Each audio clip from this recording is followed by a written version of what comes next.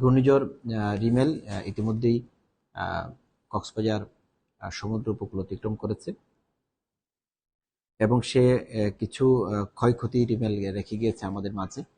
যদিও কক্সবাজার জেলায় তেমন বড় ধরনের কোনো ক্ষয়ক্ষতি হয়নি, কোনো প্রাণহানি ঘটেনি এবং মানুষদের ক্ষয়ক্ষতির পরিমাণও কম হয়েছে।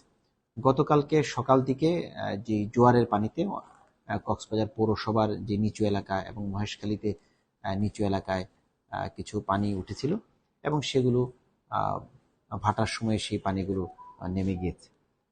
মহেশখালী উপজেলায় একটি কাঁচা বাঁধ ভেঙে পৌরসভায় কিছু পানি ঢুকেছিল, সেখানে কিছু কাঁচা ঘরবাড়ি ক্ষতিগ্রস্ত হয়েছে।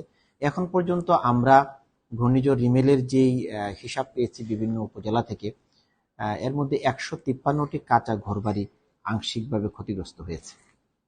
তা আমরা এই যারা ক্ষতিগ্রস্ত পরিবারগুলোকে পুনর্বাসনের জন্য আমরা ইতিমধ্যে কার্যক্রম আমরা গ্রহণ করেছি। আপনারা জানেন যে প্রায় 10,000 মানুষ বিভিন্ন আশ্রয় কেন্দ্রে আশ্রয় গ্রহণ করেছিলেন।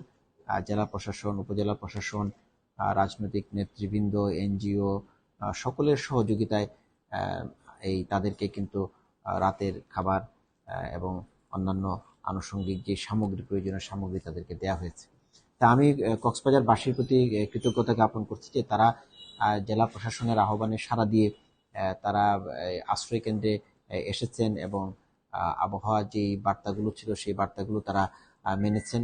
এই কারণে কিন্তু আজকে আমরা এই ক্ষয়ক্ষতির পরিমাণটি কিন্তু আমরা কমাতে পেরেছি।